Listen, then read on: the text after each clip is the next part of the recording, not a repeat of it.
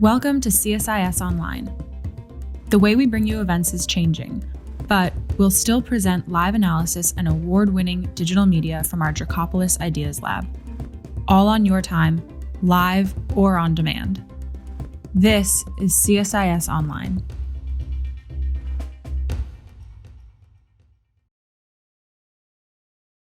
Okay, welcome everybody to CSIS. My name is Moises Rendon. I'm the director of the Future of Venezuela Initiative and fellow of the Americas program. This is our first virtual event. We'll be posting a complete video in our website after the event finish. We will also post a transcript in Spanish. Our featured and only speaker today is Elliott Abrams. He's the U.S. Special Representative for Venezuela. Mr. Abrams has a long and respected history as a diplomat and public servant here in the Washington, D.C. We're very thankful for having him to join us for our very first virtual event in this unprecedented moment in the U.S. and the world's history. Thank you, Mr. Abrams. You're very welcome. I didn't know doing an experiment here with the virtual event. We were going to do this before the pandemic struck as a normal event. I'm glad we're still able to do it. That's correct. This is better than nothing. Despite the global shutdown due to COVID-19, the U.S. government has continued to work hard and introduce new tools to pressure the Maduro regime, right? And this is why we're putting this conversation together. In February, for example, sanctions were imposed on Russian oil company Rosneft, and then further sanctions were expanded to its subsidiaries in March. On March 26th, the DOJ, the Department of Justice of the United States, unveiled major indictments, including narcoterrorism, trafficking, money laundering, and other charges against Maduro and more than a dozen regime officials, right? And this is also was an important event that just happened recently. 5 days after indictments were announced, the U.S. State Department proposed a democratic transition framework for Venezuela, which outlines concrete steps for recovery for Venezuela. And within this context, Mr. Abrams, I know there's a lot of events that just happened, and there's a lot of questions and a lot of things that we can cover today. We're going to give you a few minutes for introductory remarks. I'm going to follow with one or two questions, and then we're going to open it up from our audience. And that I know they are already sending questions. And so thank you, Mr. Abrams. The floor is yours. Thank you. I'll try to be brief. What you said is exactly right. We're continuing with our Venezuela policy. You know, the activities of the regime certainly have not stopped because of the pandemic. In the last couple of weeks, for example, there have been a whole series of arrests of people around Juan Guaido. They haven't arrested him, but they have arrested many members of his team and are treating some of them quite brutally. So we thought we're going to continue with this policy. And we were asked last year, and of course this year, well, what's the way forward, though? In addition to the pressure, how do you get out of this? How are sanctions lifted? And we thought, you know, that's quite a legitimate question, and we ought to answer it. So we began to develop this proposal, and it is a proposal for a way to transition from the Maduro regime to democracy, and ultimately to a presidential election, because an election is what they need to have a fully legitimate government. So that plan was announced. Just a word about the indictments that I think people in many other countries don't recognize. You know, the State Department doesn't have anything to do with indictments.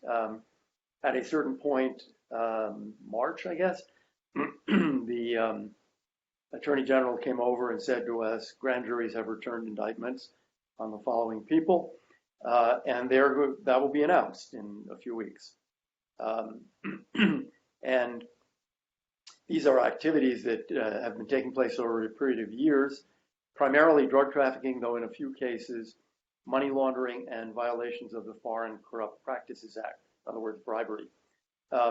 We also announced the military exercises which are aimed at stopping narcotics trafficking. Because again, while so much normal activity has stopped everywhere, criminal activity has not stopped. Drug traffickers are still trying to traffic drugs. So we moved ahead with that effort to stop. Our hope is that lots of people in Venezuela, in the Chavista party, the PSUV, in the army, inside the government, will look at the proposal and maybe say, well, Maduro has to leave power, but we are treated reasonably. The future of the military as an institution is thought about in this plan. The future of the PSUV party, that is the right to compete in elections fairly, is thought about in this plan. So our hope is that it actually produces some kind of discussion within various parts of the society, not only the opposition. Why don't I stop with that? Yeah, sounds good. That's a good start. Just want to follow up on the framework, right, that the State Department just put out a week ago. I mean, this is not dramatically different from what other options have been given to the Maduro regime in the past during negotiation efforts. And I remember the Barbados round where Norway was part of it. I understand this a similar framework was proposed to Maduro. So what makes you believe that this new framework can convince Maduro and the Maduro regime for his exit, right, and to agree to it? And let me do a second on top of that, which is we're also talking about criminal a criminal enterprise, right? The Maduro regime is involved, as the DOJ and many of you and us have put out, that this is a criminal enterprise that is using the institutions of the state as a facade, right? So why, if the Maduro regime doesn't accept to agree to this framework, what will be the next steps from the U.S. government side? Well, why do we think it might work? You're absolutely right that it is reminiscent of what was proposed by the opposition in Barbados last summer. It was. They talked about a Council of State, for example, which we also talk about. The difference, I think, is that the pressures on the regime have grown very significantly. Part of that is U.S. sanctions, but I think the larger part of it is the collapse of oil prices. The collapse of oil prices coming from the Saudi-Russian oil price war. So supply has increased at exactly the moment that demand due to coronavirus has collapsed. So think of the finances of the regime and their ability to, Maduro has admitted publicly that the price they're getting for crude oil is below the cost of production. Production is declining, more and more is in storage. Buyers, partly due to U.S. sanctions, buyers are reluctant to buy. You even saw this kind of interesting thing with Rosneft, where the Russian government seems to have bailed out Rosneft and said, yes, you can get out of Venezuela, which is certainly not a vote of confidence by Rosneft in the oil sector in Venezuela.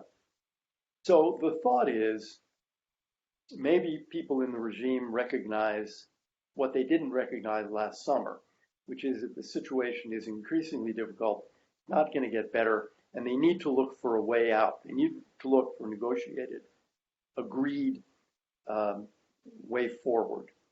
Now, one can argue that it's harder because of the indictments, because people who are indicted now,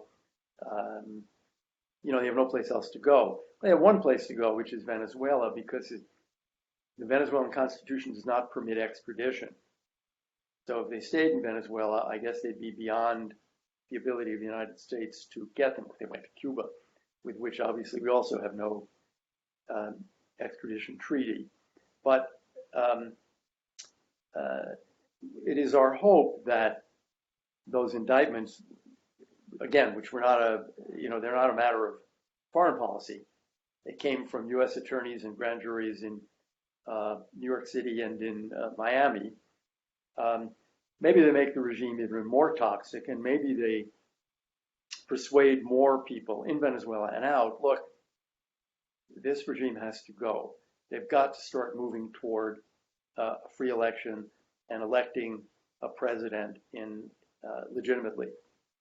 Yeah, no, absolutely. So another question relating to the risk, right? Like, what if Maduro doesn't accept this agreement? What we have seen in the last few months and years, Mr. Abrams, that as much as pressure that we put on Maduro, the more they move towards criminal activities, right? And we see illegal mining, for example, has rise, narco trafficking has also come up, and in a way, Maduro is more independent than ever on criminal activities, right? And in a way has replaced the oil dependency to criminal to criminal activities in Venezuela. So, is this a risk that you have in mind in terms of if they don't accept or don't agree on this path forward, and if so, what would be the steps that we need to take into consideration, right? Given the criminal nature of this regime. It's they have the oil income has been reduced. It's not primarily because of U.S. sanctions. Right now, we know why. It's because of the collapse of oil prices. Yeah. But production levels were going down. Once upon a time, Venezuela was producing over 3 million barrels a day. It came down to 1 million. Last year, it came down to maybe 750,000. Now it's lower than that. The main reason is, they haven't put any money into the oil sector. So things are getting more and more offline. They're getting more and more decrepit. So yes, they have been relying more over the last few years on criminal activities, gold mining, yarco minero, and drugs traffic. Drugs from Colombia going into Venezuela and then north. They've also relied on gold, which you might call semi-legitimate gold sales, by which I mean the sale of monetary gold from the central bank. The gold from the gold fields never hits the central bank. It's simply smuggled out and sold to somebody in Turkey or someplace.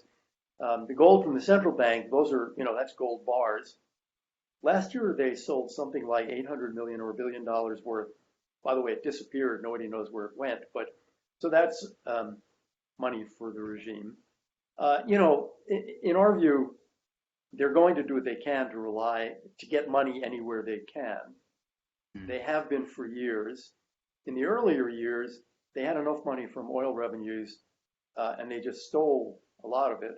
Now there's a lot less money from oil revenues, and we think, they'll try to continue on and on. But there are beginning to be signs, I think, that people in and around the regime realize there's no way out here.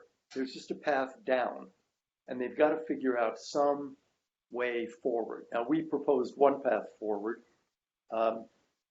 Maybe there are others. We don't really see them, but what you need is what you didn't have last year in Barbados. Last year in Barbados, the opposition proposed the National Assembly team representing Guaido proposed this Council of State idea. And there were a lot of things that were discussed in Barbados, but one thing could not be discussed: Maduro, the future of Maduro. The regime negotiators said, no, that's not on the table. And I think when they look at the pressures now, they've got to start coming to the realization, more and more of them, maybe not Maduro, maybe he's the last, but more and more of them around him, he's the obstacle. He's got to go. Yeah, but he can also still run for president once there is a potential presidential election in Venezuela. Is that correct? The same with Guaido, no? So that's creating a little bit. Yeah, go ahead. Our view was, look, we're not Venezuelans. We're putting forward a proposal. We didn't think it was right for foreigners to say, okay, here's a list of Venezuelans who can run for office, and here's a list of Venezuelans who cannot run for office. We just thought that was inappropriate for a foreign government to do. We made one exception to that, which was not about a person, it was about a position. We said, look, it's a fragile political system trying to return to democracy under our plan. Whoever is under the Council of State or is a member of the Council of State, the transitional president, shouldn't run for president because people won't believe that he or she isn't going to, try to tilt the election for his or her own victory. In the case of Maduro, I mean, look, he's the most toxic figure in Venezuela. Some people in the opposition have said to me they hope he runs because he'll be the easiest Chavista to beat. And as Secretary Pompeo said, he's done. I mean, he's never going to rule Venezuela again. If he presents himself in an election, he's going to be crushed. Yeah. Now, Mr. Abrams, the framework also proposes a free and fair elections as the way out. No, in Venezuela, there, many people are skeptical to find an electoral way out in Venezuela, given the precedents, right? That the Maduro regime has always stolen elections in Venezuela in the past few years. Conditions are not there, not even close. Colectivos and paramilitary groups represent a threat to the voters and to the Venezuelan people. The media and the medias that are left in Venezuela are repressed and are limited. So there is no way that any opposition candidates can have room to run their campaigns in a democratic country. That said, I think the framework states that Venezuela will have about 6 to 12 months to work on these conditions.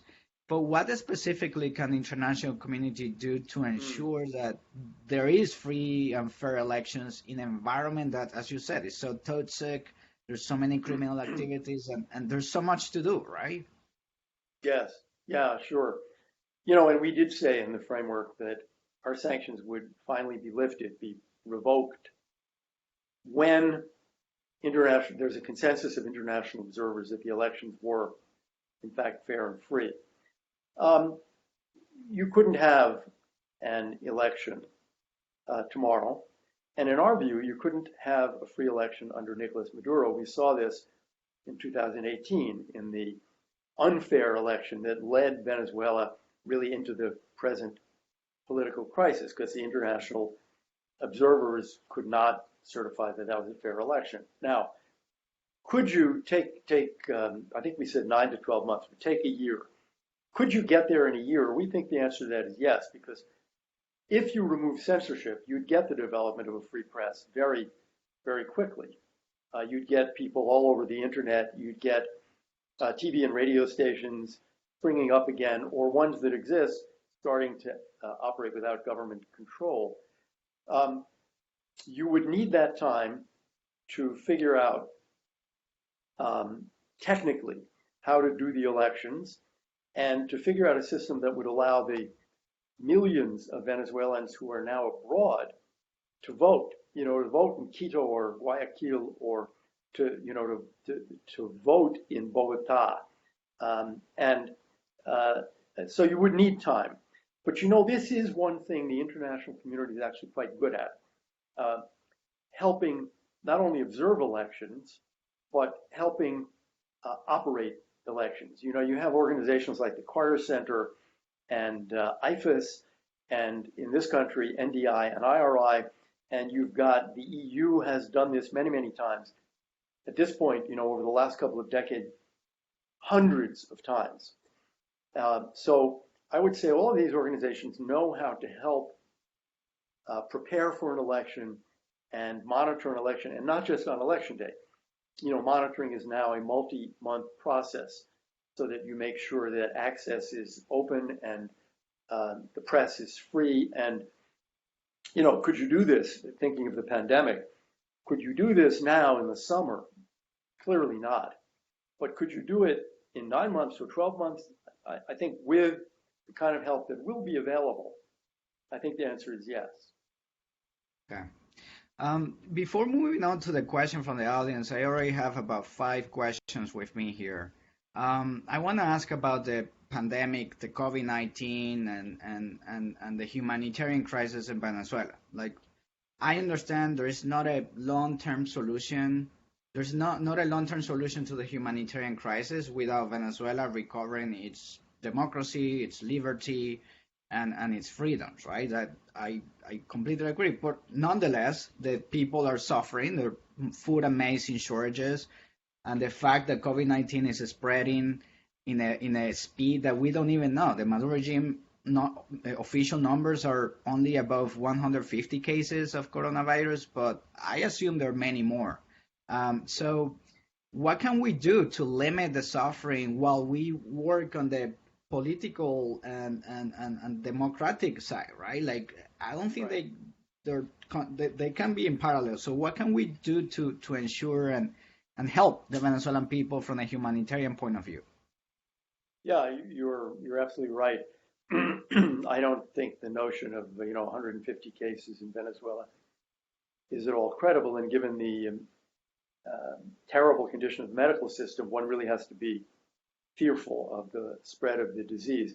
Yesterday, or I think it was yesterday, maybe today, a plane arrived, organized largely by PAHO and UNICEF, I believe, with 90 tons of medical equipment.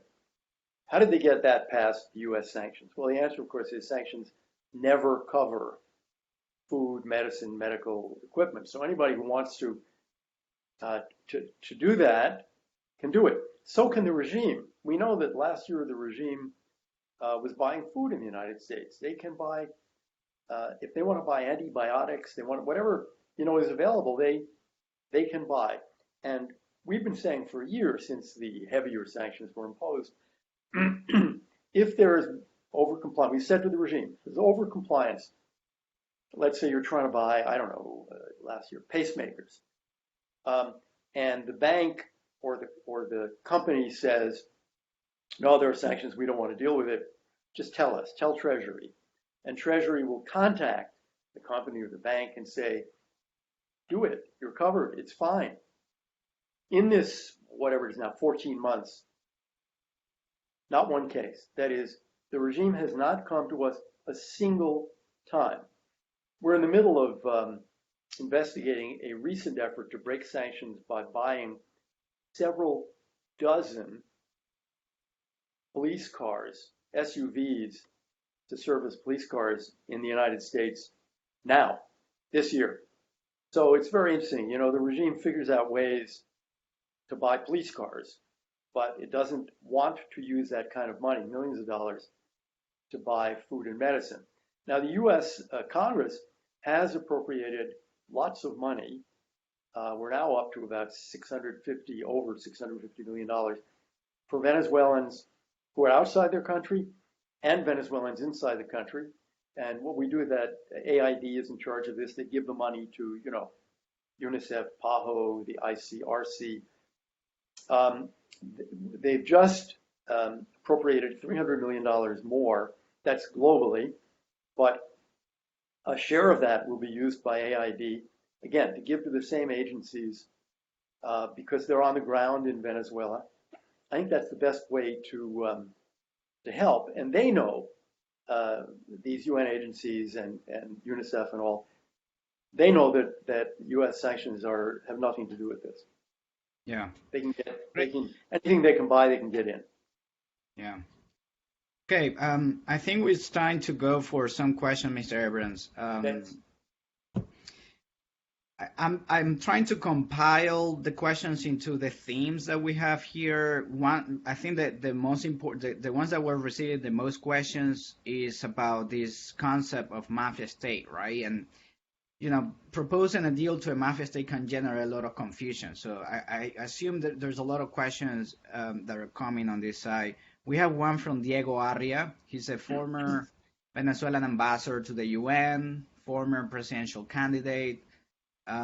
He's asking the following: why would the U.S. find acceptable to ask us, I assume Venezuela, to coexist with narco-terrorists defined by you? Such an arrangement would be unthinkable in the U.S.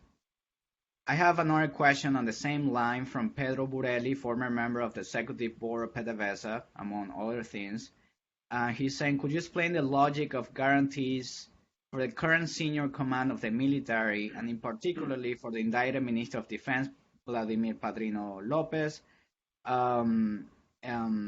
And in the same direction, why do you insist that Maduro could run in the future election when others in the U.S. government are insisting he must go, and the U.S. placed a 50 million tag on his head? I also have a final question on this same line. Daniel Di Martino from Venezuela. He's saying, why does the democratic transition framework allow the high command of the Venezuelan military to stay in power during a transition? Doesn't that undermine the chance of having any free and fair election while allowing indirect narco-terrorists like Vladimir Padrino to continue to sack Venezuela? So again, they're all related. Yeah, back to you. Right. Yes, I understand. All good questions. How do we get out of this terrible crisis in Venezuela? Or more to the point, how do Venezuelans get out? Okay, maybe you believe in magic and you think that someone will wave a magic wand. That's one way out.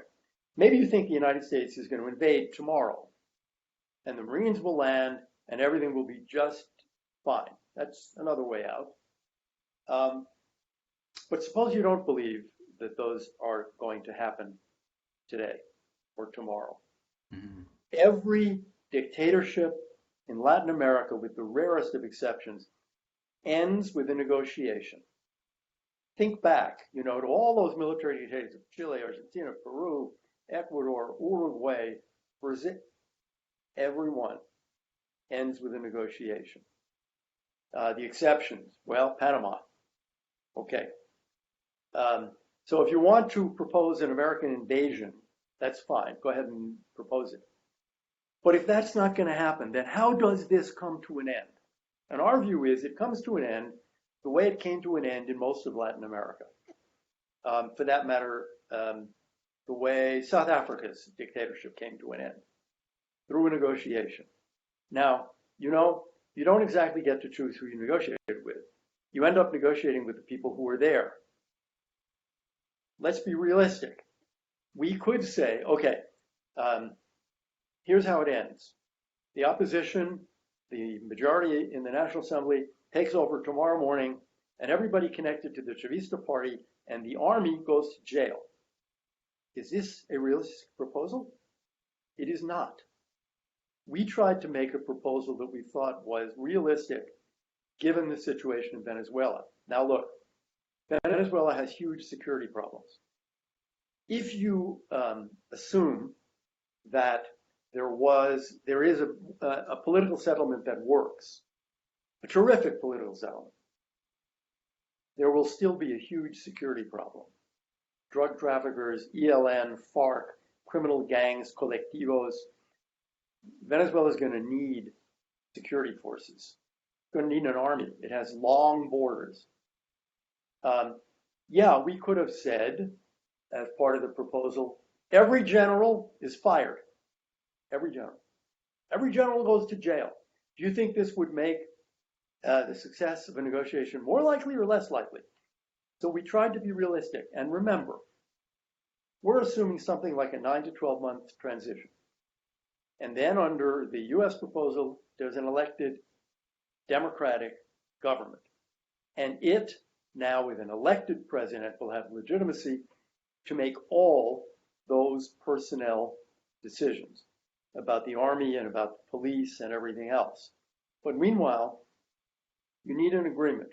You have to get started. We've said repeatedly, we think Nicolas Maduro has to go. Secretary Pompeo said it yesterday. Again, he has to go. We didn't think that foreigners should say, here's our list of people who can't run for office in Venezuela. Are we going to, make up lists for every country, who can run for office and who cannot? But it's obvious to us that his presidency legally came to an end in 2018 when he stole that election. At the end of 2018, his presidency ended. And his departure is clearly part of Venezuela's recovery. If he wants to run for office and get 10% of the vote, that's something Venezuelans are going to have to get through. It would be suicidal for the PSUV to let him present himself as a candidate. Yeah, no, I agree that the regime will probably decide to have someone else to run in a potential presidential election.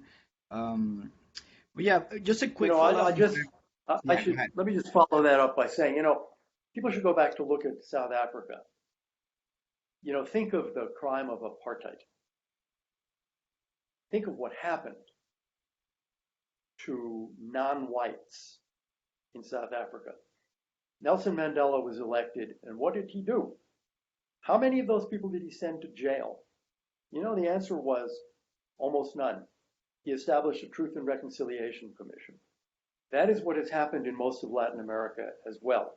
And what our proposal, which Venezuelans, are free to reject, our proposal was there's a reason that this happened in all of these countries.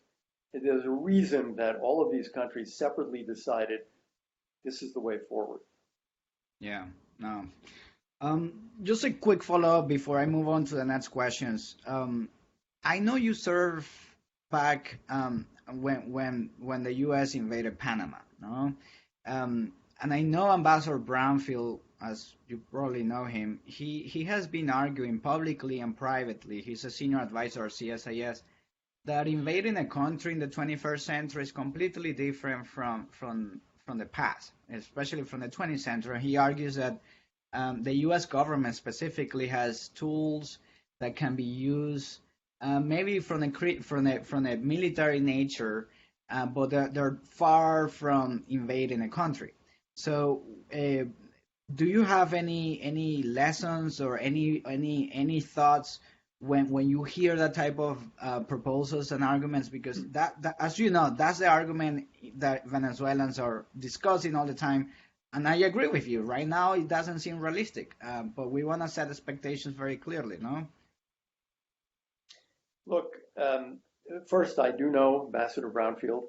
I was in the State Department in 1987, 1988, when we were, in fact, trying to push Noriega out and negotiating with Noriega about his departure. And he rejected all of the American proposals, which in a certain sense led to the invasion, which came in the George H.W. Bush administration, where I was not in the State Department. What can we say about the military side? We can say that things don't get better, they get worse if you reject American proposals. I think that's something that Nicolas Maduro should be thinking about. If he thinks that, I'm sure he realizes that his situation is worse today than it was 6 months ago or 12 months ago. If he thinks it's going to be better in 3 months or 6 months, he's wrong.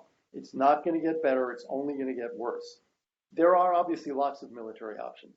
When we said all our options exist, they're on the table. I was always saying, look, to say that all options are on the table isn't really a policy statement, it's a statement of fact. Every president has all of those options. At one end of the spectrum is the kind of full-fledged invasion, Panama, Iraq, and there is a wide spectrum. And there are, as I read that interview with Ambassador Brownfield, there are many other things on that spectrum. I'm not going to speculate about them today. Yeah. They exist in real life. They're always there if the president wants to use them. Thank you. Okay, let's move on to the next question, Mr. Abrams. We have Jeff Ramsey from WOLA. He's asking if the Democratic opposition were to succeed in getting Maduro to agree to new presidential elections with a new CNE, full electoral guarantees that could be verified, and international observation, but with him in Miraflores, I assume Maduro in Miraflores, would the U.S. oppose such an agreement? I can repeat the question if you want me to. No, I got it. We do not see how it is possible to conduct free elections with Nicolas Maduro in the Miraflores claiming to be president of Venezuela. We know this from 2018 when he didn't allow a free election, but just think about it. You're trying to have free elections, let's say in January of 2021, pick a date. There's Maduro. He has control of the police. He has control of the colectivos. He has next to him Tariq al-Assami and Diosdado Cabello. He has control of the army. He has several thousand Cuban intelligence agents. He has censorship of the press. How do you have a free election under those circumstances? Yeah, that's a good. Sorry, I'm getting a lot of questions here. I'm trying to try to put them together. We have one more from Michael Camilleri from the Inter-American Dialogue. He's asking, the transition framework posits that the International Criminal Court referral for crimes against humanity committed by the Maduro regime will be withdrawn. What is the reason for this, and did the countries involved agree on this point? Well, the countries involved were not consulted on this point. This is an American proposal. As we drew up the proposal, Juan Guaido knew that we were developing a proposal, but we didn't talk to anybody else outside the United States. Now, why did we say that? If you have a transitional government and then a democratic government, and you have a Truth and Reconciliation Commission, as we proposed, then it would be sensible to withdraw the ICC move, because the ICC always says we only come in when the country in question is not doing this itself. We only act where there is no national action. And we thought in our proposal that there would be national action to look at the crimes that had been committed. But we did not consult with any of those countries. Just from our audience to probably they don't have the details, but I think one of those countries were Canada, for example, the European Union, some Latin American countries. But just a few days ago, I saw Germany and other Europeans agreeing with the framework and agreeing with the path that the U.S. State Department proposed. So it's definitely a moving dynamic there. I have another question. This time it's anonymous. He's asking specifically to be anonymous. And what is the U.S. view of the role of the oil sector to rebuild the economy post-transition in Venezuela? And what is the likelihood of renewing GLA when it expires in April 22nd? And if the U.S. company have to leave, it seems unlikely they will return. So it's a good question because, again, in CSIS we have done research on this, and the post-transition period will be extremely expensive, extremely challenging. And the oil sector is one of those go-to places that people see as the sector to pay the bill. So any thoughts on this? Yeah, on the question of General License 8, which does run out on April 22nd, any comment about that will come from Treasury. So I'm not going to get ahead of Treasury's decision on this. The oil sector is obviously going to be important, critical, central for Venezuela's future, but probably not as much as in the past. For one thing, there are now some offshore oil discoveries that are being worked by Rosneft and by Shell. They're on the ocean border with Trinidad. Maybe there's more to find. The reason I say I don't think it'll be quite as central as it's been, where it was the part of the whole economy, is that, there's a move away from heavy sulfur oil. Mm-hmm. Recently, we saw the International Maritime Organization say ships have to move away from heavier crude because they're trying to get greener and cleaner. Now, will companies go back to Venezuela? Well, it does have these fantastic reserves. If Venezuela is a country at peace internally,